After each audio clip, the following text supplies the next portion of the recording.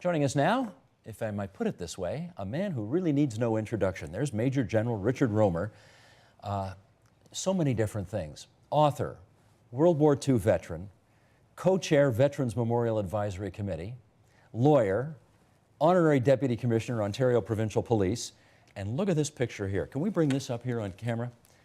Look at this. Is that Brad Pitt's face or what? No, that's Richard Rohmer, age 19. What year was that picture taken? 1944, January the 1st at Gatwick. At Gatwick. My Mustang is right behind me. My goodness, look at you. Do people say you look like Brad Pitt? I don't deny that that's what happened. And Angelina can't keep her hands off me. So I'm sure that's the case. Yeah.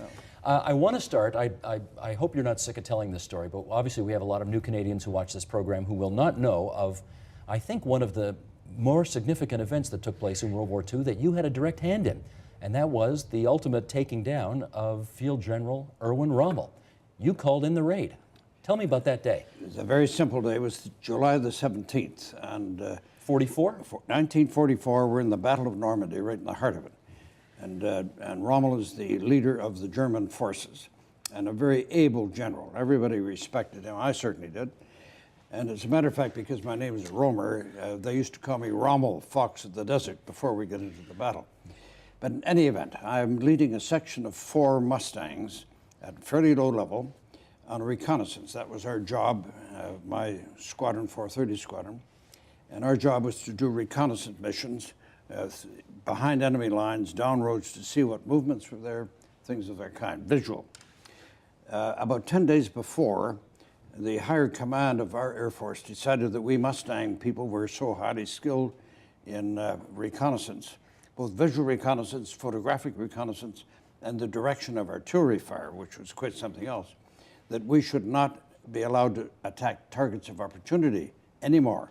We were furious. And the Mustangs, we had all kinds of .5 guns. No. So you saw them, but you couldn't shoot them. Couldn't shoot them, but the Germans knew. This was about 10 days before, and they monitored everything we were doing on the radio. But by this time, they knew that if there were Mustangs, that we would no longer attack, which is a very critical point. And of course, Rommel, as history tells us, Rommel was sitting in the front seat of the staff car on the right side. He liked to read map, and they were a long way from their headquarters up near Paris, and he had to get home that evening, starting at about 4. In any event, I'm coming along with my section of 4, and I see this staff car on a road going south ahead of me. I come up to it. I'm about 1,500 feet. The top is down, this huge staff car. Did you know it was him? No, there's no possible way to know that it was Rommel. But you knew it was somebody. I knew it was brass because I could see that there was 3 in the back, 2 in the front. And so they also knew that I would not attack. So they just kept straight on going. But at this point, what I did was what I was supposed to do. I called on the radio to Group Control Center, Kenway, back behind our lines. And they were in touch with all of the Spitfires and the Typhoons in our area. So I called back and I told them exactly where this car was. It was going south between Vimoutier and Livarot. It was going south toward Vimoutier. And then I left. I was gone. I didn't know who it was. You did your part, then somebody else came in and took him out. We don't know to this day exactly who it was who took him out, but it was 2 Spitfires. And the one Spitfire shot up the car. The driver, Corporal Daniel, was killed. The car hit a stump. Rommel hit his head on the windscreen post, and it was just within an ace of being killed. Thrown out the side. They got him to a hospital, and he went back to his home at Hurlingen or Ulm to recuperate. And the loss of him was significant for the German side. I would like to think that's true. It really was. Yeah. So I'm very pleased I did not shoot him up because that's a cruel thing to do, but somebody did. When you think back of your years in service, what's the one thing that comes to mind immediately today? Well, today, my length of service was wartime, but I carried on after the war. I commanded 2 jet fighter squadrons here, the first line of defense, out of Downzu when the Russians were really strong in the early 50s. Then I went on to be commander of the reserve group and ultimately chief of the reserve force in Canada. So I've had a broad sweep of military military activity. What I'm concerned about now from a military point of view is that we do keep our equipment coming for the Air Force, we do keep our equipment coming from the Navy, for the Navy, and of course for the Army. And this is a major problem that the government has to face. The government, of course, is getting politically hammered on the decision, which was started by the Liberals, to do the F-35 purchase. Mm-hmm. We've got to have a new airplane in about 10 years, so this is good stuff. I'm not surprised that the Major General is still talking politics all these years later, Oh. but I'm determined to take you back, 50 and 60 years ago. Obviously I've never fought in a war, so you're going to have to help us on this one. That's good, and I'm pleased you haven't. Do you still remember those you left behind all these years later? Oh, absolutely, no question. My squadron mates who died during the Battle of Normandy particularly are still very much alive in my memory. And lads like Freddie Bryan and Red Moore and people like that, I know they're all there. And there's still kids in your head, I guess. Oh, they're all, sure. And I was, they still are, which is a nice way to have it. Every Remembrance Day that I can remember at Queen's Park, you're the guy who gives the keynote. You come out there and you speak for the troops. For the veterans. For the vets. Well, I have a bit of a handle on. I chaired the committee with Jerry Phillips, minister, that put the Veterans Memorial together. And we finished it and unveiled it in 2006. And so each year, as we've developed a ceremony there, I chair the committee, puts it together. What do you see your job as being on that day in that speech? To speak for the veterans. See, the Premier will speak, and then the Commanding General of Land Forces Central Area, who's a young Brigadier General, he will speak about the current things. And I simply speak in relation to veterans, what we do remember, Steve, just the things we talked about, the people that were with us and who did not make it back, this kind of thing. And I may this time talk about Veterans Affairs as well, because Veterans Affairs need a real boot at the moment. And so you agree with Pat Stoger, and these guys are falling on the job. Oh, there's no the question. Ombudsman. Oh, yeah. See, the problem with Veterans Affairs, and I've had a lot to do with them in organizing, for example, the 60th anniversary of D-Day in 2004 with the Queen and all of that kind of. And I have yet to meet a veteran in Veterans Affairs. Now think about that. As far as I'm aware, there are no veterans, starting with the minister, the deputy minister, any staff. They're all down in Charlottetown, and there are no veterans. Another item, and this goes to if I want to appeal a decision, I've got one that I may appeal. I've looked at the appeal board. The appeal board at Veterans Affairs is 23 people. They're all lawyers, accountants, local people, and mostly from Quebec and the eastern provinces. There are 3 people with military experience in all of the 23. What would be the difference if there were more military people involved in the ministry, in the office, and so on? In the decision-making and leadership aspect, the people who are military would bring a military society understanding of what it is the kids they're dealing with have gone through. At the moment, they haven't a clue. And this, is, in effect, I think is really the nature of the difficulty for Veterans Affairs. It should be turned upside down, because there are hundreds of veterans, not only old people like me, but new veterans who would love to be involved, retired, but love to be involved in the administration of Veterans Affairs or the appeal boards. What do you think the biggest difference is between the vets who are coming back from, say, Afghanistan to your generation who fought in the Second World War or Korea? I don't know that there would be any real difference in terms of what you expect when you come home and how you expect to be treated.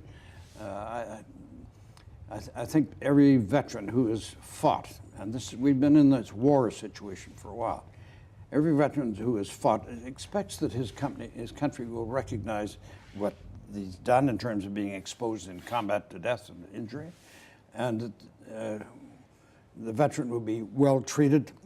And that's one of the problems today, that they're really not being well treated in the overall sense that they should be. Experiences on the battlefield. Today, what you may have experienced in your generation, what do you think the significant differences are? The significant differences from an airman point of view. I can only speak from that point of view. We could not do, as we did in World War II, the Battle of Normandy and Holland and all the rest, what we did, for example, with our Mustangs. We were shot at all the time by anti-aircraft, low-level anti-aircraft, and all kinds of stuff. But today, it's all surface-to-air missiles, and we wouldn't survive. Wouldn't survive for 5 minutes. So, in terms of today, the world is entirely different in terms of technology. Technology is right off the clock with the computers and all of the material that is available to the military. I'm going to take you back to what you're going to be doing tomorrow, the Remembrance Day ceremony.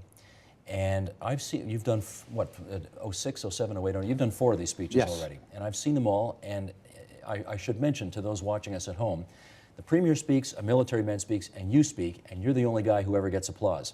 They don't applaud for anybody else. And I think the reason is people get that you're there to speak for the vets, and they know you've been there. And one of the things that I think is heartbreaking in the speech that you give is that I think, you'll correct me if I've got the statistic wrong, 500 World War II vets a week worldwide are dying? That's correct. That's the statistic. How is this changing how we remember on Remembrance Day? I don't think it's changing very much at this point because it really is a number that really is not sinking into the general public. But in terms of the old veterans like myself, we all have the attitude as we did during the war. When I get into my Mustang, I know that nothing will ever happen to me. And today, when I get up and make my speech on Remembrance Day, it's always very much the same. I know that I will never die and nothing will ever happen to me. So it's not a matter of having sympathy, it's a question of keeping going and using your brain and using your intelligence and all the things the good Lord has given you and all the experience that you've had over many years, just to keep going. You may be the one guy for whom that's actually true. Oh. Can I tell everybody how old you are? Go ahead, doesn't matter. Are you 86? I'm 86. I'm going to be 87 very soon. And you look in pretty good health. And I'm still flying airplanes and keep my license. What? Yeah, absolutely. You're still flying planes? Yes, of course, with great skill. No problem. What are you flying these days? 172 Cessna. Cessna 172s? But I have a safety pilot, Steve. I put the safety pilot in the right seat, and I do circuits and bumps for 3 half-hour sessions at a place called Kincardine. I'm sort of the godfather of the airport. And I put him in the right seat. He's the chief flying instructor. He's about 65 or so, great pilot. And I put him in the right seat, and I say, you're the safety pilot. You're not the instructor. And if you attempt to touch the controls, I'll break your arms. He believes it. Does Ann know you're doing this? Of course. She does, eh? So does her mother. But it's important to keep up the skill. I can still land and take off really well. So, but I do that. I don't fly all over the place.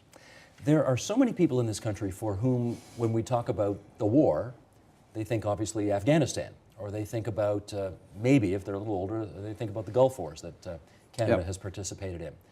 The war for you is always going to be World War II, isn't it? That's your orientation. Of course, that was the beginning. And I managed to survive, and I managed to accomplish a few things in it. Did you get drafted? No, you volunteered. Nobody got drafted. So you at how old were you when you went in? I had done all the paperwork, and I was in London, Ontario, working at Fleet Aircraft. And on my 18th birthday, I walked in the door. Everything had been done. I started on my 18th birthday.